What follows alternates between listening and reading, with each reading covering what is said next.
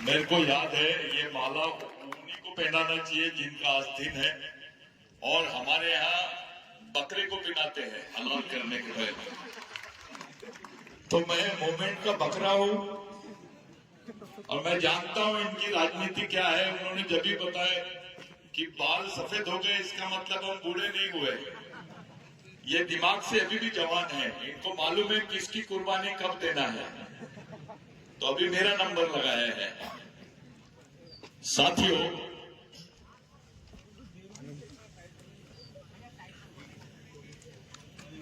मैं जो बात बोल रहा हूं, मैं समाज की पंचायत में बात कर रहा हूं। आज के पंचायत में हमारे बीच में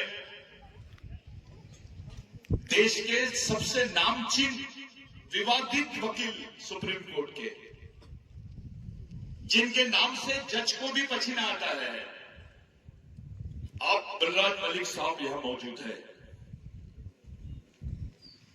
बलराज मलिक साहब को यहां बुलाने का कारण क्या है? पहले इस पे बात हो जाए थोड़ी 2 मिनट के लिए। 2023 में गवर्नमेंट ऑफ इंडिया ने, यही मोदी सरकार ने, आरएसएस की सरकार ने जंगल यानी वन संरक्षण संवर्धन अधिनियम बनाया, और वो अधिनियम के तहत जंगल से सटे हुए 25 किलोमीटर के दायरे में जितने आदिवासी गांव हैं, उनको हटाकर उस जमीन को कॉर्पोरेट्स को देने का प्रोविजन किया। कॉर्पोरेट यानी उद्योगपतियों को देने का प्रोविजन किया। साथों साथ आदिवासी क्षेत्र में पुलिस स्टेशन को हटाकर वहां सीआरपीएफ के कैंप्स स्थापित करने का प्रोविजन उस बिल में किया गया है। ताली नहीं बजाना कोई, तालियां बजाने का काम किनका है आपको मालूम है? कुछ नहीं बोले और वो पार्लियामेंट में पास हो गया। देश की राष्ट्रपति आदिवासी थी, वो ये जान रही थी कि अगर ये बिल पास हुआ तो देश के 6 करोड़ आदिवासी अपने इतिहास के साथ हमेशा हमेशा के लिए उस जमीन से बेदखल हो जाएंगे। उस बिल पर मैंने समाज के तमाम बड़े बड़े नेताओं को देखा, संगठनों की तरफ देखा, किसी को समझ में नहीं आया कि वो बिल क्या है। जब मैंने उसका अध्ययन किया, कुछ साथियों को बुलाया, माननीय शरद पवार साहब से भी मैं डिस्कस किया इसके बारे में।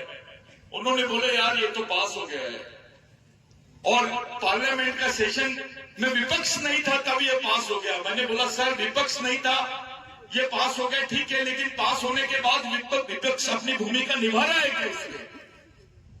तो बोले बात तो सही है। सब चुप है, क्या बात है? साथियों, अगर वो बिल पास हो जाता तो 6 करोड़ आदिवासियों के पास से उनकी जमीन, जहां पर वो हजारों सालों से रह रहे हैं, वो जमीन छीन ली जाती। मैं यहां आधिकारिक रूप से बात कर रहा हूं, पत्रकार होंगे वो भी मेरी बात को नोट करें। 6 करोड़ आदिवासी,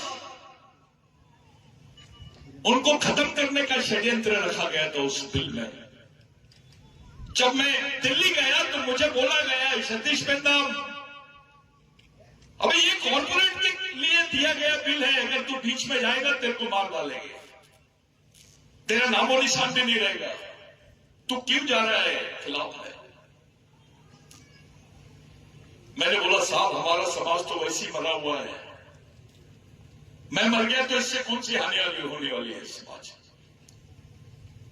तो बोले तुम ये क्यों कर रहे हो? मैंने उनको बताया मैं सच बोल रहा हूं, मैं ये पिटीशन डालने इसलिए आया क्योंकि मैं टेंडा भील की औलाद हूं। कोई ताली नहीं बजाएगा। पिटीशन डालने इसलिए आया कि मैं राघव जी भांगरे की औलाद हूं। मैं पिटीशन डालने इसलिए आया हूं क्योंकि मैं बाबूराव शेरवाकी की औलाद हूं। मैं पिटीशन डालने इसलिए आया, मैं रेगा कौरकों की औलाद हूं। मैं पिटीशन डालने इसलिए आया क्योंकि मैं अंबेडकर की औलाद हूं।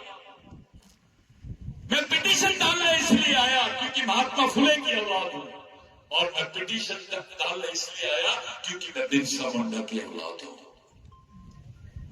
वो पिटीशन के लिए साथियों सुप्रीम कोर्ट का कोई वकील तैयार नहीं हो रहा था। तब मैं बलराज मलिक साहब को लाया, उनको समझाया और इस व्यक्ति ने डेयरिंग के साथ में सुप्रीम कोर्ट में उसकी पिटीशन को फाइल किया और आज वो पिटीशन को स्टे लगा हुआ है, उसको रोक दिया गया, उसमें त्रुटियां निकाली गई और वो कानून अभी भी, वो जो प्रस्ताव है कानून का अभी भी सुप्रीम कोर्ट के सामने पेंडिंग है। अगर वो कानून फिर से लागू हो जाता है तो फिर 6 करोड़ आदिवासियों की शर्तें से छत हट जाएगी, उनकी जमीन से, उनके पैर के नीचे से उनकी जमीन चली जाएगी। ये मामूली बात नहीं है। कुछ लोगों से मैं मिला जब मैं मध्य प्रदेश में आया, ठाकुर दादा बिल्कुल सही बोल रहे थे। लाइनमैन दादा था, जादव दादा थे, हमारे सेनानी साहब, करू सेनानी साहब आज हमारे बीच में नहीं है। हमारी पूरी टीम यहां पर जो मौजूद है वो सब लोग थे। मैं जब नया नया यहां पर आया, मैंने देखा कि समाज का पढ़ा लिखा अधिकारी, समाज का एमएलए, समाज का मिनिस्टर भगवान टंटा भील को चोर बोलता है, डकैत बोलता है, मामा बोलता है। मैंने बोला यार ये कौन सी बात हो गई। साथियों, मैंने 12 साल लगाए भगवान टंटा भील को समझने के लिए, उनका इतिहास खोजने के लिए। 12 साल के बाद में मैंने एक स्टेटमेंट किया। पहला स्टेटमेंट मेरा यही था, बाबा बाण नाम के एक राइटर है महाराष्ट्र के, जिन्होंने टंटा भील में बहुत काम किए, लेकिन टंटा भील के बारे में अभी भी 2 बातें अभी भी उलझी हुई है। कुछ लोगों ने बोला कि टंटा भील को फांसी दी गई। मैं मानता हूं, अबे फांसी देने के बाद उसकी बॉडी तो थी ना, उसको कहीं तो गाड़े होंगे, उसकी मजार कहां पर है? गवर्नमेंट के पास कोई जवाब नहीं है इसका। दूसरी बात मैंने पूछा कि गवर्नमेंट के रिकॉर्ड में टंटा भील का जो जन्मदिन है वो कहां पर है? उसका भी कोई रिकॉर्ड नहीं है। एक ऐसा आदमी जो इस देश में मालिकियत की बुनियाद रखता है। संविधान ने आपको आदिवासी बनाया, यूएनओ ने आपको इंडिजिनियस पीपल बनाया, लेकिन टंटा भील वो भगवान का नाम है जिसने आपको मालिक बनाया, ओनर बनाया। वही टंटा भील का आधार लिया सुप्रीम कोर्ट ने 2010-2011 में नंदाबाई भील की जजमेंट में। वो भील कम्युनिटी की लेडी जिसको नंगा घुमाया गया महाराष्ट्र में, तमाम यातनाएं दी गई, उसके बाल काटे गए, उसके ऊपर क्रिमिनल ट्राइबल का स्टैंप लगाया गया, गुनहगार लगाया गया। वो बेचारी हाईकोर्ट भी गई तो वहां उसकी रिजेक्ट होगी पिटीशन। जिन्होंने मारे उन पे केस नहीं, लेकिन वो भी लेकर पे उस पर केस लगा दी गई। हमने महाराष्ट्र के बिरसा ब्रिगेड की मार्फत महाराष्ट्र के एमएलए को रूम में बंद कर दिए थे। मैं आधिकारिक तौर पे बोल रहा हूं ये बात। उनको दूसरी भाषा में समझाए, टंटा मामा की भाषा में समझाए, सीधी भाषा में नहीं समझ रहे थे वो। ऑपरेशन टंटा भील करना पड़ा, फिर उनसे साइन लिए और सुप्रीम कोर्ट में वो पिटीशन लगाई गई और सुप्रीम कोर्ट में पूरा मटेरियल बिरसा ब्रिगेड के मार्फत सप्लाई किया गया। और इस देश के 7 साल के इतिहास में ऐसा जजमेंट नहीं आया, पहली बार जजमेंट आया और सर्वोच्च न्यायालय ने माना कि आदिवासी देश का पहला नागरिक है, वो इस देश का मूल मालिक है। ये बिरसा ब्रिगेड की देन है, ये टंटा भील की देन है। जस्टिस काटजू ने भील समुदाय के बारे में तो सोचा, लेकिन टंटा भील की वॉरियर ऑफ इंडिया अमेरिका में पढ़े जस्टिस काटजू उसके बारे में, ऑस्ट्रेलिया में पढ़े, ब्रिटेन में पढ़े। टंटा भील के किस्से केवल निमाड़ मारवा और महाराष्ट्र में नहीं, दूसरे देशों में भी पढ़ाए जाते हैं। आज भी है, एकेडमिक स्टडी है उसकी, उसके एविडेंस है, उसके प्रूफ है। विश्व के कई देशों में टंटा भील को जाना जाता है। अंग्रेज तो उनके दुश्मन थे। ऐसा कौन सा शख्स है जिसको उन्होंने डायरेक्टली बोल दिया कि भाई अंग्रेजों ने टंटा भील के बारे में लिखा ब्रिटिश टाइम्स में कि he is a Robin Hood, real Robin Hood. Robin Hood का मतलब क्या होता है? भगवान के समकक्ष। एडवर्ड जॉन नाम का एक अंग्रेजी राइटर था, उसने टंटा भील को जब लेके जा रहे थे जबलपुर जेल में, तो वो पूरे जेल के धार स्टेशन के ऊपर में लाखों लोग, आदिवासी नहीं गैर आदिवासी भी टंटा भील के दर्शन के लिए खड़े थे। उस अधिकारी ने लिखा ही इज ए लिविंग गॉड, जिंदा भगवान बोला उसको, जिसको अंग्रेजों ने रॉबिनहुड बोला, जिसको जिंदा भगवान की उपाधि दी गई, वो अचानक डकैत कैसे बन गया? इस पर मैंने विचार किया। उसको चोर कैसे बोला जा रहा है? इसके पीछे का बैकग्राउंड क्या है? साथियों, पहले हम सवान आदिवासियों को क्रिमिनल ट्राइबल के नाम से जाना जाता था। ये क्रिमिनल ट्राइबल साधारण बात नहीं है। क्रिमिनल ट्राइबल ये बहुत बड़ी बात है। विश्व के किसी भी देश में आदिवासियों के खिलाफ में ये षड्यंत्र नहीं किया गया जो भारत के आदिवासियों के खिलाफ न किया गया। आपका बच्चा पैदा होने से ही गुनाहगार होता था। आपको सरकारी महकमे में कोई नौकरियां नहीं थी। आपको मारने के बाद में 302 दाखिल नहीं होता था। आपका मर्डर भी हो जाए तो 302 दाखिल नहीं होता था। इसके एविडेंसेस है, रिकॉर्ड पर है। इसको हेरिडिटरी एक्ट का नाम दिया गया था। ब्रिटिश एम्पायर में टंटा भील ने इसका विरोध किया और ये जो हेरिडिटरी एक्ट है, इसको निरस्त करने का जो आंदोलन टंटा भील ने चलाया, ये टंटा भील की सबसे महत्वपूर्ण ये है कि हमको गुनाहगार से एक सामान्य नागरिक बनाने वाले भगवान का नाम है टंटा भील। अगर वो एक्ट होता तो हमारे आज अधिकारी नहीं दिखते, हमारे डॉक्टर नहीं दिखते, इंजीनियर नहीं दिखते, हमारे मिनिस्टर नहीं दिखते, हमारे विधायक नहीं दिखते। अगर वो एक्ट नहीं होता तो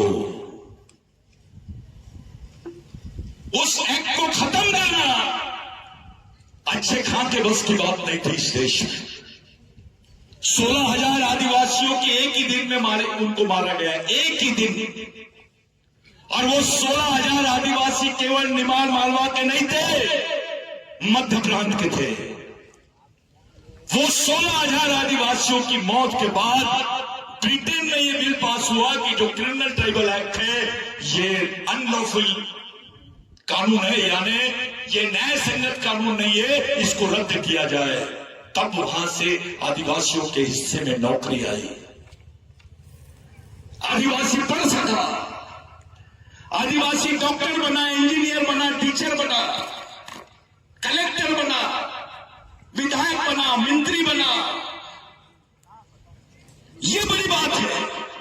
अगर वो कानून होता तो संविधान होते हुए भी तुमको अधिकार नहीं मिलता।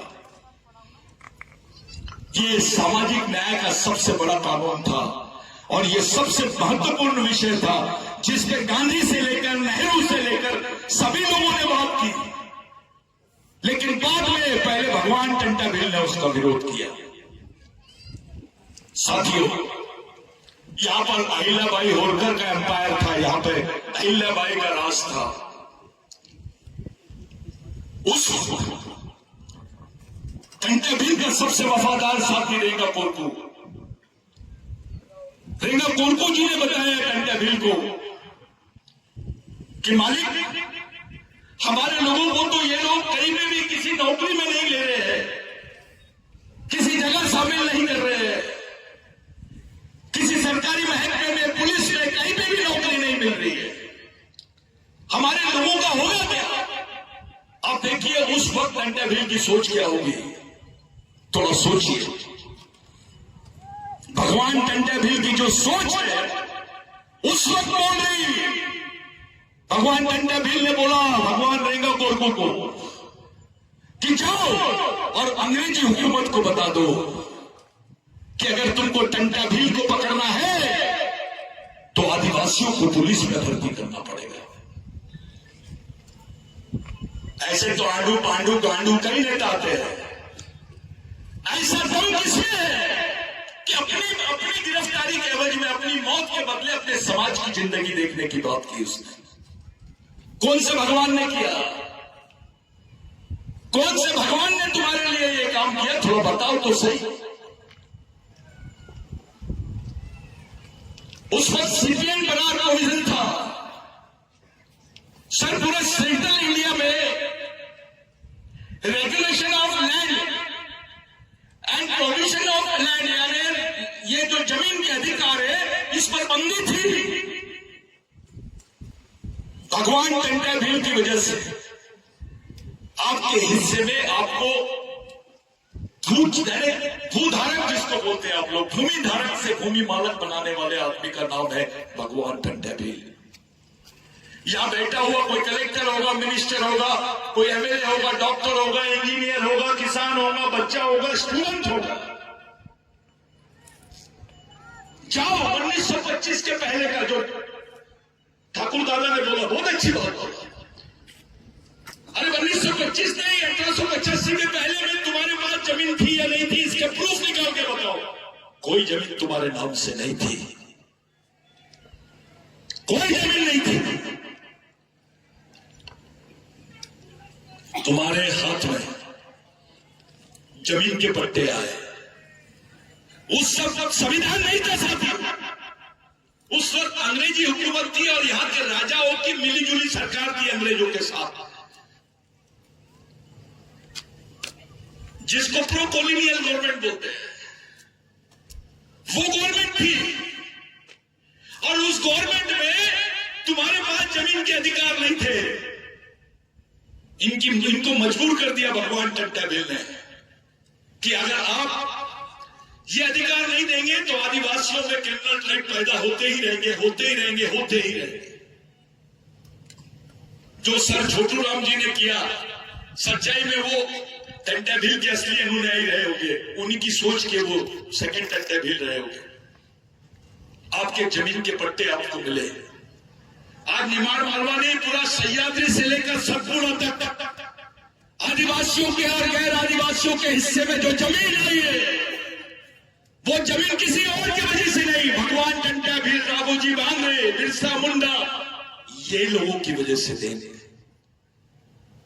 आप जमीन के मालिक बने। अगर आपके पास जमीन नहीं होती तो आपके बच्चों के बदन पे कपड़े होते क्या? नहीं होते।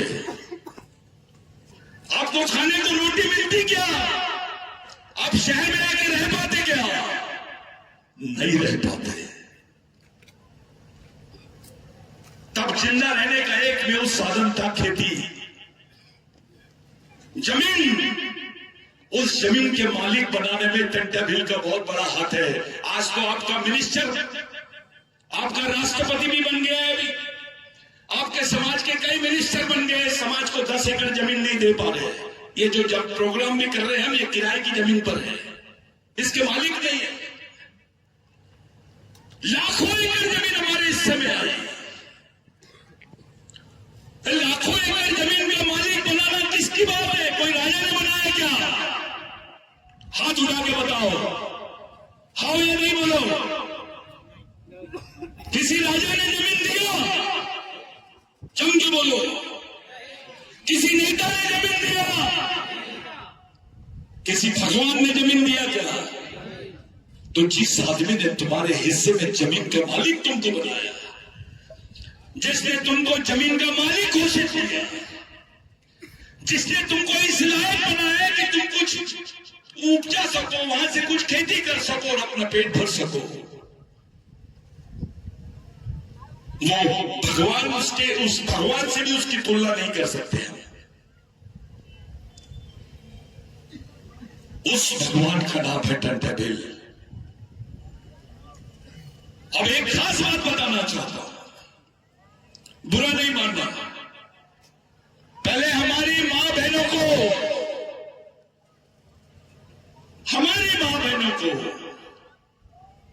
ब्लाउज पहनने पर टैक्स लगता था, टैक्स।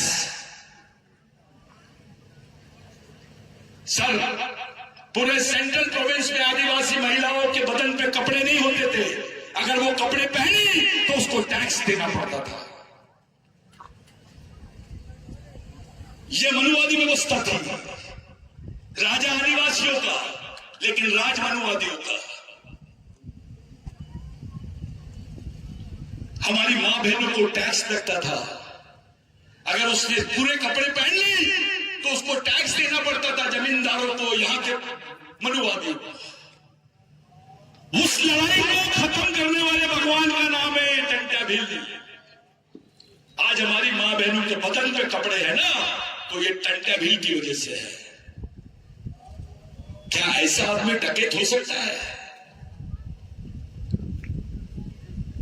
जिसको इंडियन रॉबिन हुड नहीं, जिसने इस देश में देश नाम की परिभाषा को खड़ा किया?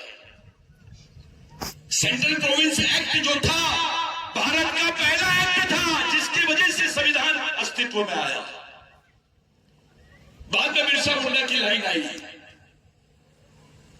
साथियों, टंटाबिल को हमारी जरूरत नहीं है, टंटाबिल को हमारी जरूरत नहीं है। ऐसा समाज जिसने उसको गद्दार बोल दिया, ऐसा समाज जिसने उसको डकैत बोल दिया, ऐसा समाज जिसने उसको चोर बोल दिया, वो उसके खून का हो ही नहीं सकता। इतना गद्दार सारा खाना टंटाबिल की और लारा पांडे जी की है।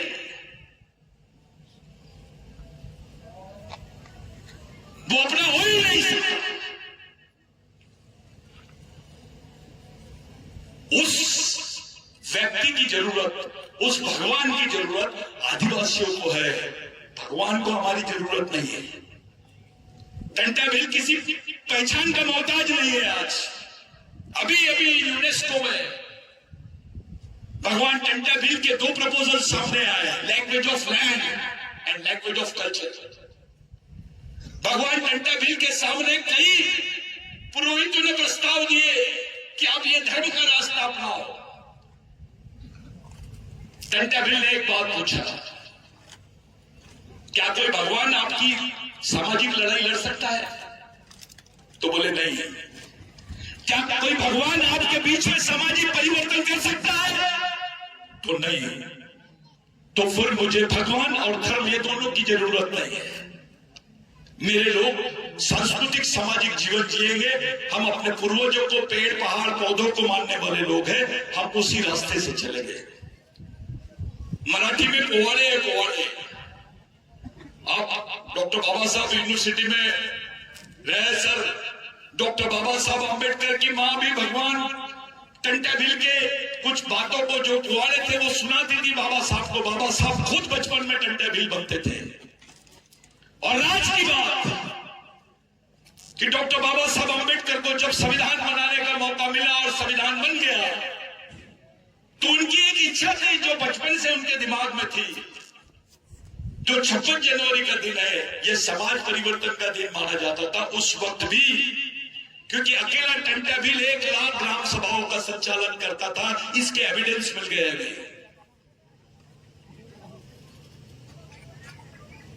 कोई शंकराचार्य नहीं करता था। 1 लाख ग्राम सभाओं का संचालन अकेला टंटा भील बैठ के करता था, यहीं से, इसी पातल पानी से।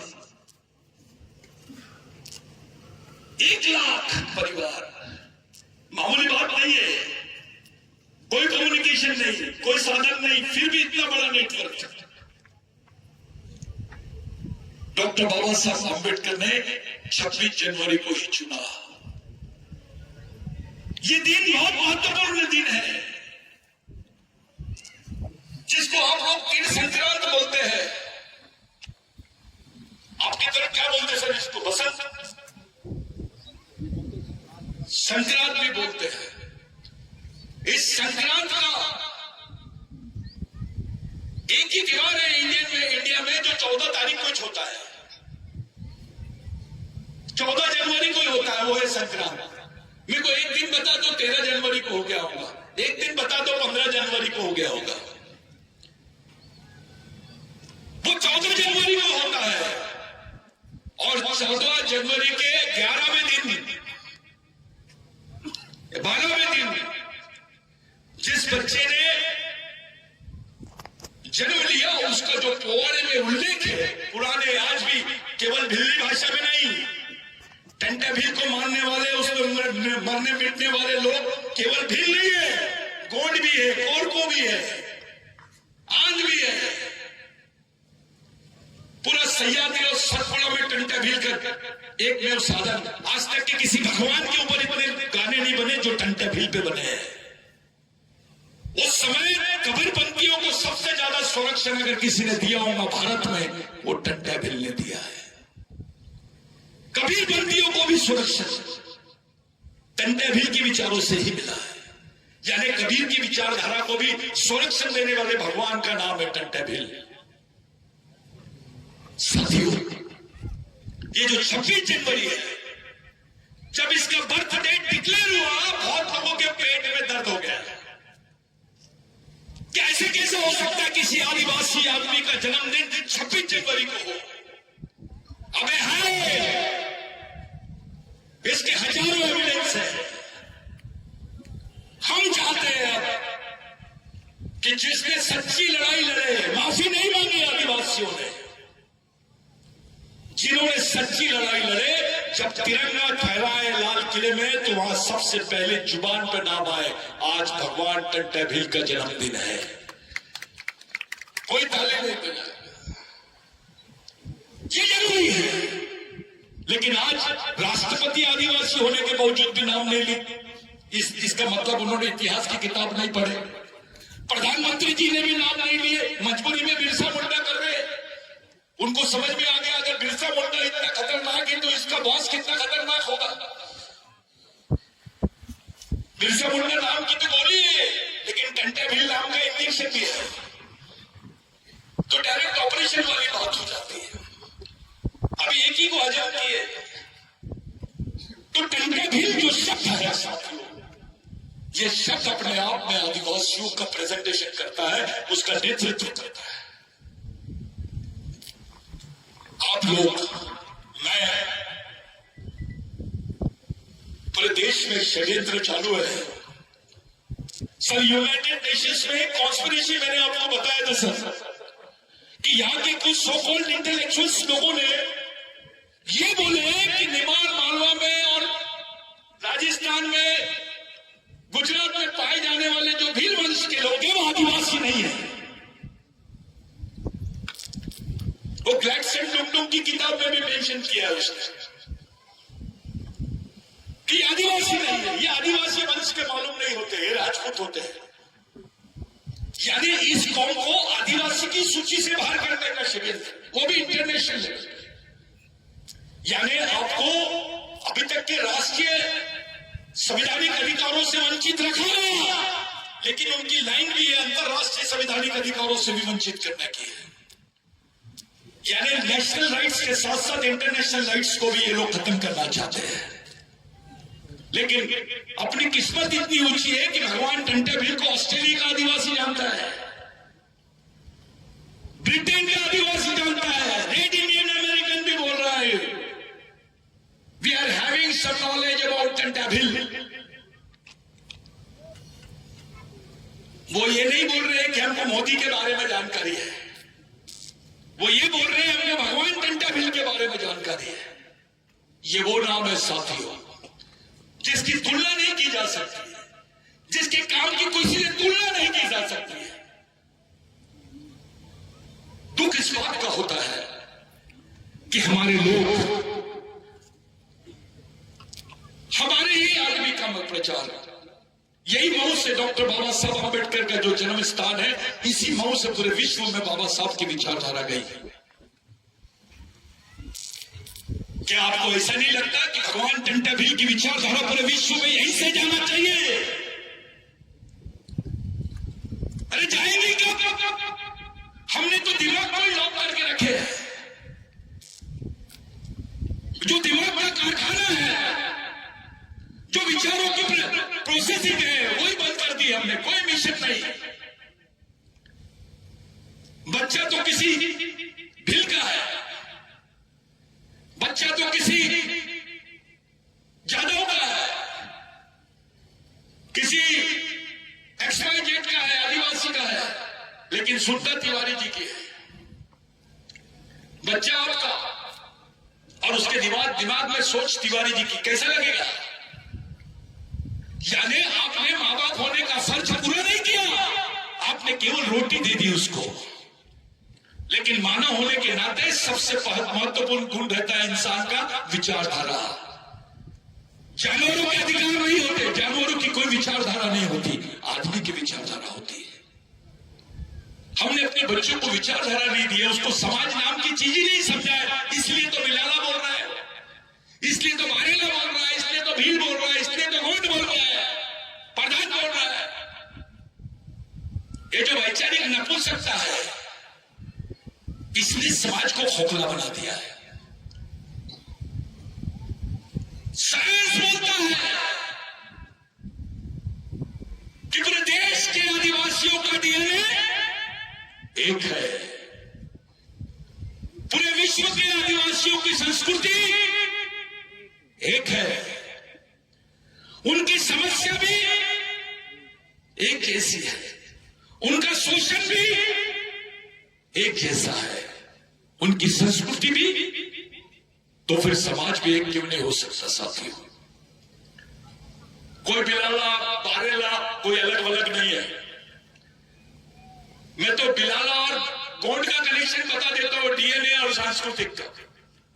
आपको समझा के बता सकता हूं कि आप एक खून के एक ही वंश के लोग कैसे हैं। मैं दलितों का आदिवासियों के साथ कंडीशन संपर्क समझा सकता हूं, ओबीसी का समझा सकता हूं। हम अपने भाई को दुश्मन समझ ले।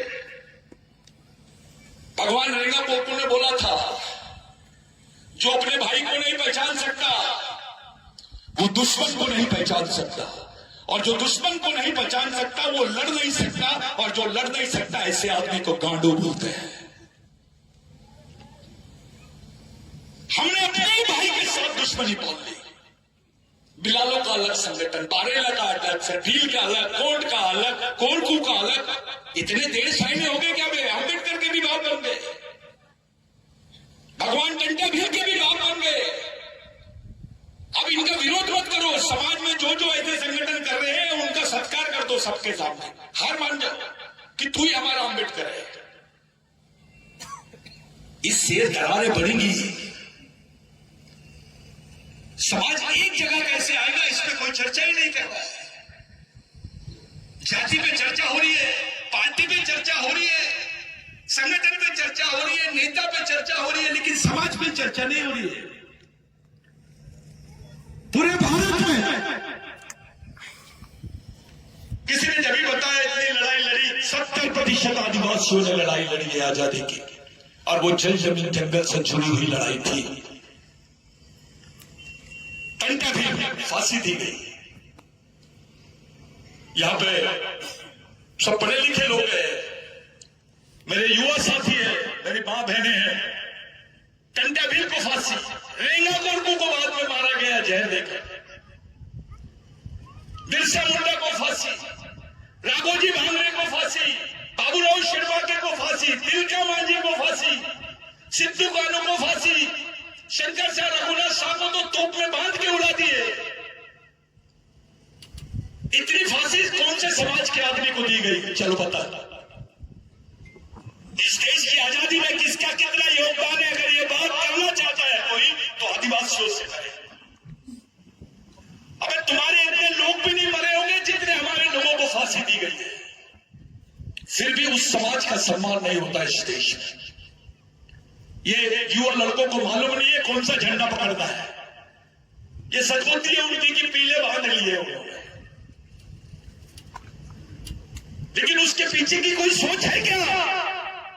बिरसा ब्रिगेड बना लिए, जैस बनाए, और कोई गोंडवाना का संगठन बना लिए, कोई कुछ अलग, कितने भी संगठन बना लो, कोई सोल्यूशन नहीं है इसका। मेन सोल्यूशन है ब्रेक। अगर विचारों से तैयार नहीं होंगे तो उनको कोई नहीं पूछेगा। तुम्हारे सामने 2 लाख लोग रहेंगे पीछे में, कोई नहीं पूछता, किसी की वैल्यू नहीं है। कौन सा पद देंगे भाई देखो, मुख्यमंत्री बनाएगा, अभी तो राष्ट्रपति है आदिवासी, इससे बड़ा पद नहीं है कोई देश में। राष्ट्रपति रहने के बावजूद वो आदिवासियों को आदिवासी नहीं बोल पा रही है। इससे ज्यादा दुखदायी बात और क्या हो सकती है? अनुसूचित जनजाति, कभी वनवासी, उनको उनकी पहचान के साथ कोई पुकारना ही नहीं चाहता, क्योंकि वो जानते हैं जिस दिन इसको आदिवासी बोलेंगे ये अपने जल जमीन जंगल की बात करना शुरू कर देगा। इस देश में ब्राह्मण होना बड़ी बात नहीं है, इस देश में मुसलमान होना बड़ी बात नहीं है, इस देश में हिंदू होना बड़ी बात नहीं है, इस देश में क्रिश्चियन होना बड़ी बात नहीं है। बड़ी बात है आदिवासी होना। जैसे ही आप अपने आप को आदिवासी बोलते हो, आप मालिक बन जाते हो। जिनको साइन करना नहीं आता था वो आदमी जज के सामने खड़े हुए बोल रहे हैं, साहब ये हमारे टंटा मालिक है। फिर टंटा भी बोलते हैं ये रेंगा मालिक है, तो जज को कंफ्यूजन हुआ, व्हाट डू मीन बाय मालिक? You are calling so many times and मालिक मालिक मालिक, what do you mean by मालिक? तो फिर एक हिंदू भाई ने समझाया उसको, हिंदुस्तानी ने समझाया, साहब मालिक का मतलब होता है ओनर। फिर टंटा भील को पूछा गया आप किस लिए लड़ रहे हो? तो टंटा भील ने बोला मालकियत के लिए। आप किस लिए जी रहे हो? तो टंटा भील ने बोला मालकियत के लिए। आप किस लिए मर रहे हो? तो टंटा भील ने बोला मालकियत के लिए। ये मालकियत इतनी बड़ी चीज है, ये बात समझाने वाले भगवान का नाम है टंटा भील। साथियों, ये मिशन पूरे देश में चलना चाहिए। ये समाज अगर कहीं जुड़ेगा तो ये शहीदों के विचारों से ही चलेगा, और बचेगा भी शहीदों के विचारों से, और बनेगा भी शहीदों के विचारों से। नेताओं के विचारों से नहीं बच सकता है। आज के दिन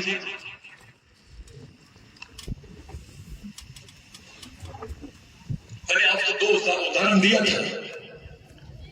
क्या हुआ छत्तीसगढ़ में, क्या हो रहा है गढ़चिरौली में, क्या हो रहा है उड़ीसा में, क्या हो रहा है मणिपुर में।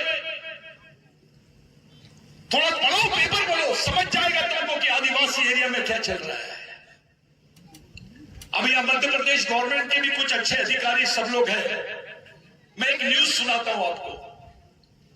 मैंने पिछली बार टाइम्स ऑफ इंडिया में एक बात पढ़ा था, उसमें लिखा हुआ था कि अकेले मध्य प्रदेश से 50,000 आदिवासी महिलाएं गायब है। कितनी? वो मर गई, जिंदा है, कहां गई, इसकी कोई खोज खबर नहीं है। अकेले मध्य प्रदेश में 25,000 से 50,000 महिलाएं गायब समाज की माँ इतनी बड़ी संख्या में, एक उच्च वर्णीय महिला के साथ कुछ हो जाता है दिल्ली में, सर पूरा इंडिया गूंज जाता है। यहां तो 25,000 से 50,000 महिलाएं गायब है यार, वो मर गई है जिंदा है ये भी नहीं मालूम, उनकी बॉडियों के पार्ट निकाल के बेचे गए क्या, उनके साथ बलात्कार किया गया या उनको जला दिया गया, इस पर भी कोई चर्चा नहीं है। और समाज उत्सव मनाने के चक्कर में है।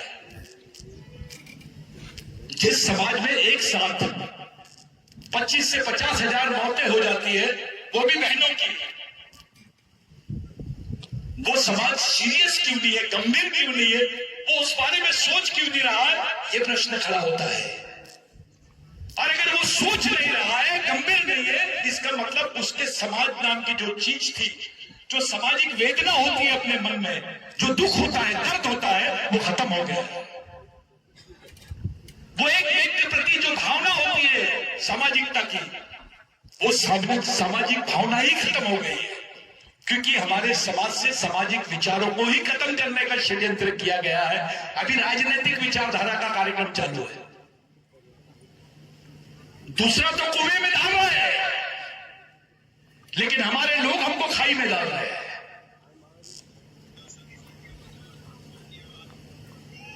मैं आप लोगों से पूछता हूं, 25,000 मौतें मामूली चीज है?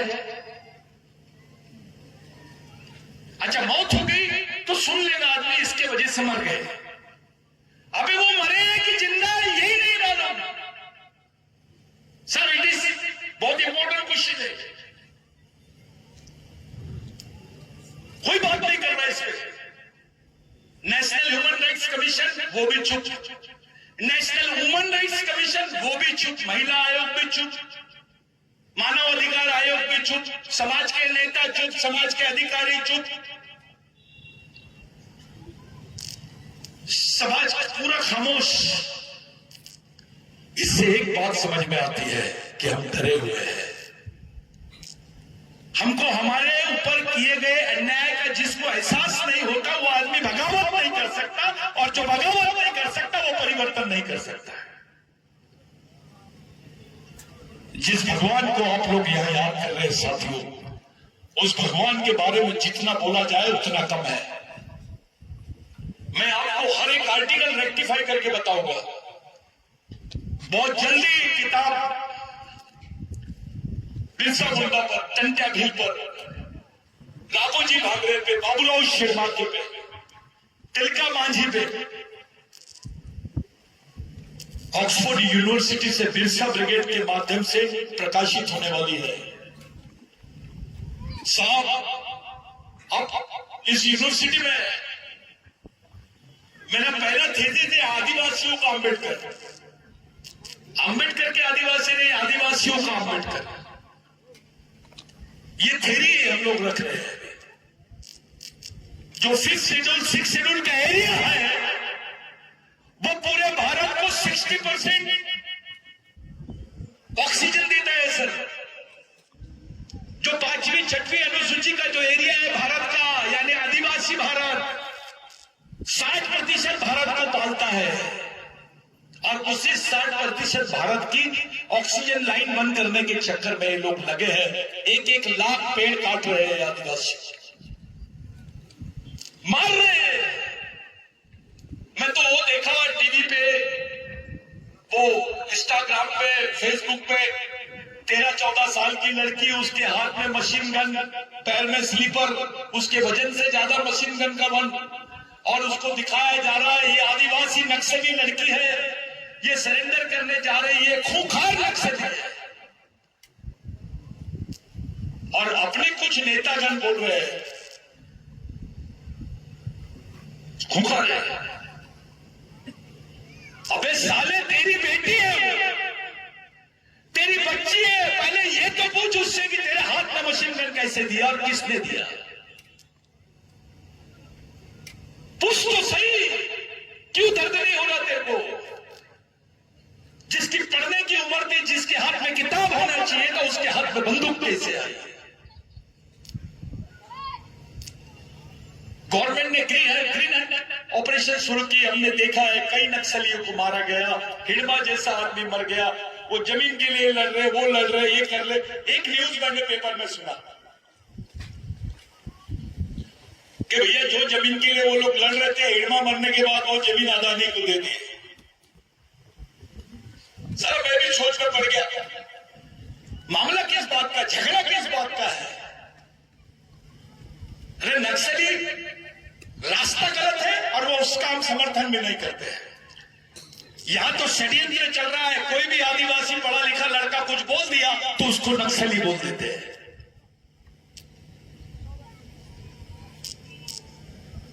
आदिवासी कोई नक्सली हिंदू हो सकता है, मुसलमान हो सकता है, आदिवासी भी हो सकता है, लेकिन पूरा आदिवासी समाज नक्सली है। ये जो समझाने की कोशिश की जा रही है, इसको जो रचा जा रहा है षड्यंत्र, ये सबसे खतरनाक षड्यंत्र है, घिनौना षड्यंत्र है। जिस दिन आपको नक्सली बोल देते हैं, पुलिस को अधिकार हो जाते हैं आपको गोली मारने का, उस पर कोई एफआईआर नहीं। तो भैया क्रिमिनल ट्राइब और नक्सली, ये दो शब्द में क्या फर्क है? पहले क्रिमिनल ट्राइब बोल के मारते, अब आपको जबरन नक्सली बोल के मारेंगे। हम लड़े तो लड़े कैसे? पूरे सुप्रीम कोर्ट में आदिवासी जजेस नहीं है, यहां सुप्रीम कोर्ट की पर्सनालिटी बैठी है।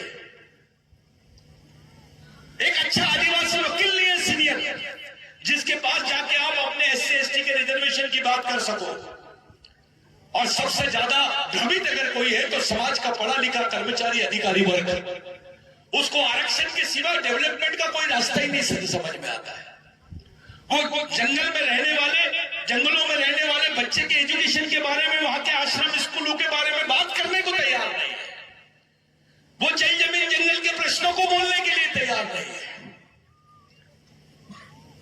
ये बड़ा दुखदायी मामला है।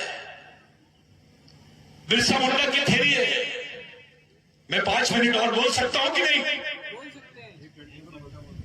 बिरसा मुंडा की थ्योरी है, जिसको गॉड बोलते हैं। G for guardian, O for owner, D for driver. G for guardian यानी पालक, ओ फॉर ओनर यानी मालक, और डी फॉर ड्राइवर यानी चालक। जो समाज का चालक, पालक और मालक है, वही समाज का भगवान है।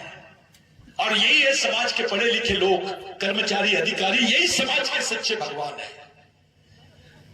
लेकिन हुआ क्या, जो जीओडी गॉड था वो डीओजी डॉग हो गया, उल्टा हो गया, पूरी प्रोसेस उल्टी हो गई। जो समाज का, परिवार का हेडमैन था, वो डेडमैन बन गया है। बहुत अच्छा आदमी है, बहुत पढ़ा लिखा आदमी है, अच्छा अधिकारी है, किसी के लेने देने में नहीं रहता है, सुबह ऑफिस जाता है, शाम को घर में आता है, इतवार को टीवी और बीवी में रहता है। अब ऐसा आदमी जिसका समाज में कोई योगदान नहीं है, ये जिंदा आदमी नहीं, मरा हुआ आदमी है। फिर वो कलेक्टर क्यों ना हो? समाज जिंदा आदमियों से बनता है, मरे हुए लोगों से नहीं बनता है। हमारे में अगर मजदूर भी है तो वो जिंदा होना चाहिए, उसकी सामाजिक भावना जीवित होनी चाहिए। साथियों,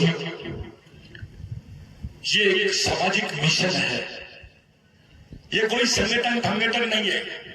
ये जितने टोपीधारी दिख रहे हैं ये बहुत महान है, ऐसा कुछ नहीं है। जो गमछे वाले दिख रहे हैं वो बहुत महान है, या मैं बोल रहा हूं महान हूं, ऐसा कुछ भी नहीं है।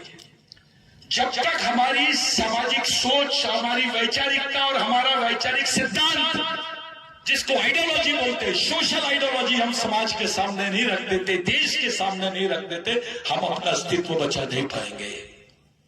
और ये चुनौती है। दुश्मन ने हमको विचारों से ही जीता है, पहले हमको विचारों से जीतना पड़ेगा दुश्मन।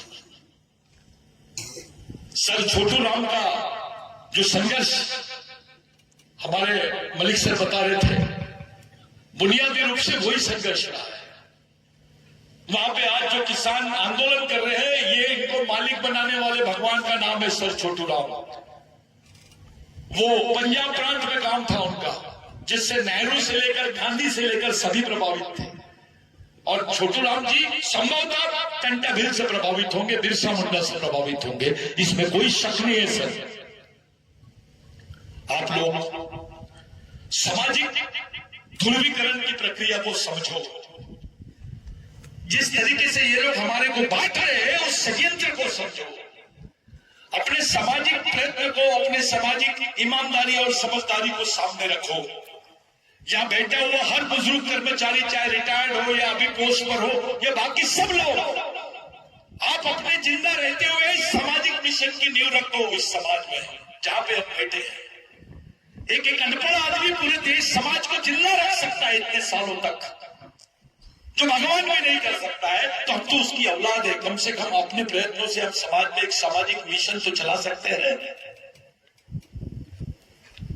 और यही सामाजिक मिशन की विचारधारा, यानी टंट्या भील की विचारधारा, भगवान टंट्या भील की विचारधारा, बिरसा मुंडा की विचारधारा, बाबा साहब की विचारधारा, ये विचारों को लेकर हमारे समाज में हमको प्रचार और प्रसार करना है। समाज समझाना है, समाज के आदमी को समाज के आदमी से जोड़ना है। एक समाज जोड़ो अभियान यहां से शुरू होना चाहिए। साथियों, आज के दिन यहाँ तमाम संगठनों के साथी लोग हैं, मैं उनको अच्छा कार्यकर्ता मानता हूं। मैं खुद को भी और उनको भी नेता नहीं मानता हूं, क्योंकि भगवान टंट्या भील की विचारधारा नेता निर्माण नहीं करती, वो सैनिक निर्माण करती है। एक नेता बनाओगे तो 5 साल काम देगा, लेकिन एक कार्यकर्ता बनाओगे, कैडर बनाओगे तो पूरी जिंदगी भर समाज के लिए काम करेगा। आपको टेम्पररी प्रोसेस में काम करना है या परमानेंट प्रोसेस में काम करना है, ये निर्णय आपको लेना है। साथियों, हमारी समस्या हम टुकड़े टुकड़े में बटे हैं। संगठन के नाम से बटे हैं, जाति के नाम से बटे हैं, पार्टी के नाम से बचे हैं, व्यक्ति के नाम से बचे हैं, बट गए। ये व्यक्तिवाद, पार्टीवाद, संगठनवाद, पूंजीवाद, ये जब जो सोच है जो समाज को विभक्त करती है, उसका आइसोलेशन करती है, उस सोच को खत्म करना है। केवल समाज और समाजवाद की तरफ जाना है। हमारे लिए, आपके लिए पर्याय क्या है? अब मैं एक सवाल पूछ के जा रहा हूं आपसे। यह बहुत सारे अधिकारी हैं, रिजर्वेशन खत्म हो गया है, अभी 0.38% रिजर्वेशन मिल रहा है आपको, क्योंकि सब प्राइवेटाइजेशन हो गया है, आउटसोर्सिंग हो रही है। अभी आईएएस अधिकारी को भी आउटसोर्सिंग से भर्ती कर रही है गवर्नमेंट। रिजर्वेशन खत्म और तुम्हारी जमीन खत्म। अब तुम्हारी जमीन भी छीनने की प्रक्रिया शुरू हो गई है। आरक्षण नहीं रहेगा, संरक्षण नहीं रहेगा, आपके पास जमीन भी नहीं रहेगी, जिंदा कैसे रहोगे आप? इस समाज को जिंदा कैसे रखोगे? उसकी रणनीति क्या है आपके पास? ये किसके भरोसे जिंदा रहेगी आपकी आने वाली पीढ़ी? अरे आपका इतिहास खत्म, आपके अधिकार खत्म करने की कगार पे आ गए। 5वीं अनुसूची, 6वीं अनुसूची अभी कोई नहीं पूछ रहा है। लगातार धज्जियां उड़ा रही है गवर्नमेंट उसकी। आपके सामने जीता जाता उदाहरण है इधर छत्तीसगढ़ का, मध्य प्रदेश, उड़ीसा, झारखंड, आसाम, अरुणाचल, मणिपुर। क्या हो रहा है? सारा मणिपुर का एग्जाम्पल तो सेट करके रख दिया हमारे दिमाग में। खुलेआम आदिवासी लड़कियों को नंगा करके लेके गए। देखो, किसी की दुश्मनी भी नहीं तो ऐसा नहीं करते। खुलेआम आदिवासी लड़कियों को नंगा किया गया, उनको सड़क पे घुमाया गया, उनके गुप्त अंगों को खुलेआम छेड़ा गया, सड़क पे चौराहे पे खड़ा किया और उनको बंदूक से मार के उड़ा दिया गया। क्या था इनके दिमाग में? ये क्या दिखाना चाहते थे आपको? प्रधानमंत्री जी बताते, गृह मंत्री जी बताते, हमको कुछ दिनों के बाद पता चला। अरे भाई, पाकिस्तान में कुछ होता तो 2 मिनट में दिल्ली में खबर आ जाती है। मणिपुर में हुआ और आपको 3 दिन बाद पता चल रहा है। पूरे देश ने वीडियो देख लिया उसका। उस पर क्या एक्शन हुई? कुछ हुई? किसी ने कोई एक्शन नहीं लिया। भाइयों, आप कैसे रहते हो, कैसे दिखते हो, कितने पैसे वाले हो, इसका कोई वैल्यू नहीं है। मरेंगे तो सब एक साथ। कुछ लोग पहले मर जाएंगे, कुछ वेटिंग लिस्ट में रहेंगे, प्रतीक्षा सूची में रहेंगे, लेकिन मरेंगे सब। और अगर बचना है तो हमको एक जगह आना पड़ेगा। याद रखो साथियों, ये हमारी अंतिम पीढ़ी द्वारा अंतिम पीढ़ी को बचाने के लिए लड़ी जाने वाली अंतिम लड़ाई है। इसको किसी भी हाल में जीतना पड़ेगा। अगर अपनी आने वाली पीढ़ी को जिंदा रखना चाहते हो तो संगठन बहुत छोटी बात है। हर 10 मिनट में 50-60 संगठन बनते हैं आदिवासी समाज में।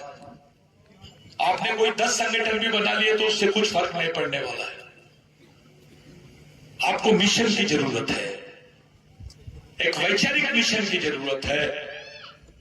आप लोग इतनी बड़ी संख्या में यहां पर आए, मेरे को बहुत अच्छा लगा। पिछली बार मलिक साहब आए थे, लेट हो गए थे, तो हम लोगों को कुछ 100-200 लोगों से बात करके हम चले गए। लेकिन मलिक साहब भी सेटिस्फाइड है, मैं भी सेटिस्फाइड, आप लोग भी सेटिस्फाइड है।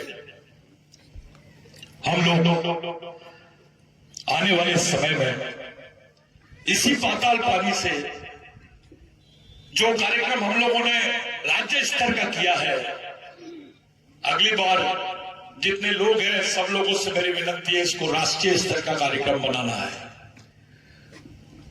पूरे देश में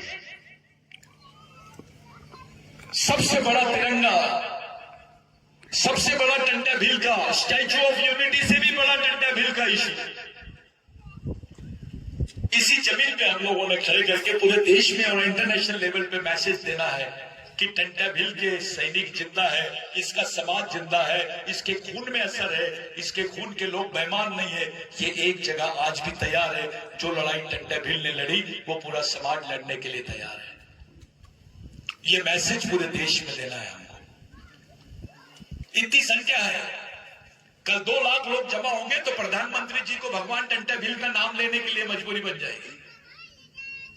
जैसे बिरसा मुंडा जी का नाम लेते हैं, वैसे 26 जनवरी के लिए 26 जनवरी के दिन भगवान टंटा भील का नाम होना चाहिए, उनकी जुबान पे आना चाहिए, उनको प्रति सम्मान आना चाहिए।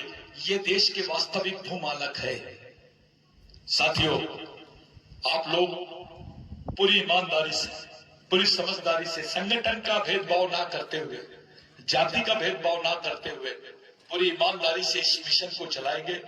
ये मिशन आपका मेरा नहीं है, ये हमारे पूर्वजों का मिशन है, जिन्होंने समाज के लिए अपनी जान निछावर कर दी है। अरे बाबा साहब को पता ही नहीं चलता था, उनके बच्चे मर जाते थे, उनको चिट्ठियां बाद में मिलती थी। टंटा भील अपनी खुद के परिवार के लोगों को पहचान नहीं पाए। 17 साल बाद में, 22 साल बाद में जब उनके सामने उनके परिवार के लोग खड़े थे तो नहीं पहचान पाए। जब उनको फांसी दे रहे थे, ये वाक्य भूल गया था मैं, जब उनको फांसी दे रहे थे तो ह्यूमन ग्रीन नाम के एक अफसर ने उनसे पूछा कि आप मरने के पहले आपकी क्या इच्छा है, आप कौन से भगवान का कौन सा ग्रंथ और क्या करना चाहते हो, देखना चाहते हो, किसका नाम लेना चाहते हो? तो टंटा भील ने बोला, मैंने अपनी समाज को भगवान मान के उसकी उपासना की है। मेरे को किसी ग्रंथ की, किसी भगवान की जरूरत नहीं है। मेरे को फांसी देना है तो मेरे समाज के सामने फांसी दो। वो नाना पाटेकर की पिक्चर में डायलॉग बाद में आया, ये तो प्रैक्टिकल करके दिखाया है। वो टंटा भील है। पूरे देश 3 दिन तक के आदिवासी की जुबान से कुछ नहीं निकला। साथियों, हमको इतना डराया गया कि टंटा के बाद उसके गांव में जाके देख लो, उनके गांव में किसी दूसरे आदमी का नाम टंटा नहीं रखा गया। इतनी दहशत में रखे हमको। हमारी पीढ़ी जान ही नहीं पाई कि हमारा भगवान कौन है, किसका आदर्श हमने लेना चाहिए, किसकी विचारधारा से चलना चाहिए, कौन हमारे लिए सब कुछ किया है। आप लोग एक बड़े मिशन के और बड़े अच्छे लक्ष्य के साथ में, पूरी ताजगी के साथ में, पूरे संगठन के साथ में आप लोग यहाँ पर आए हैं। मैं आप तमाम लोगों से विनती करता हूँ, जो उपस्थित है, चाहे वो कहीं से भी हो, किसी भी संगठन कहीं का भी हो, और आप लोग जितनी बड़ी संख्या में आए, जोरदार तालियों से सबका स्वागत होना चाहिए। मैं आपका मन से धन्यवाद देता हूँ कि आप लोग सब छोड़ के यहाँ पर आए, एक हौसला बढ़ गया है। यहाँ पे मैं जानता हूं ऐसे कई लड़के हैं यहाँ पर जिनमें काबिलियत है इस मिशन को खड़ा करने की।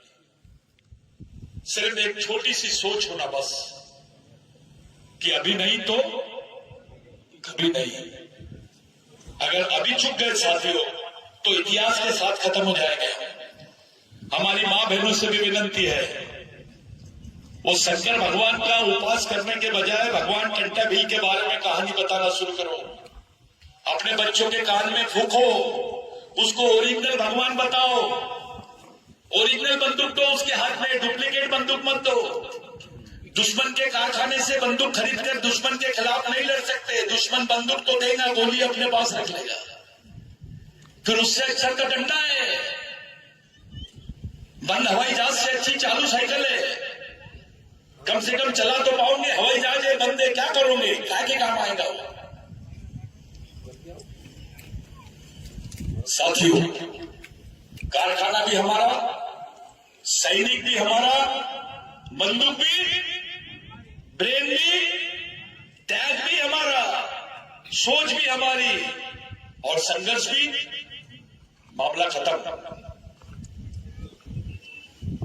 किराए वाला कार्यक्रम नहीं होना, किराए का घर खाली कर, ये कार्यक्रम नहीं होना। खुद की लाइन खड़ी करो और फिर छोड़ो। दलित कहीं नहीं जाएगा, वो आएगा। ओबीसी कहीं नहीं जाएगा, वो आदिवासियों के साथ में आना है। जिस दिन आदिवासी वनवासी हो जाएगा उस दिन इस देश का अल्पसंख्यक दलित ओबीसी स्वर्गवासी हो जाएगा। क्योंकि इनकी सांस्कृतिक पहचान का आखिरी अवशेष यानी आदिवासी समाज है। दलित को लगता है, ओबीसी को लगता है वे आदिवासी को वनवासी बोल रहे, मेरे को थोड़ी बोल रहे। लेकिन उसको मालूम नहीं है निशाना आदिवासियों की तरफ है, मारेगा तू।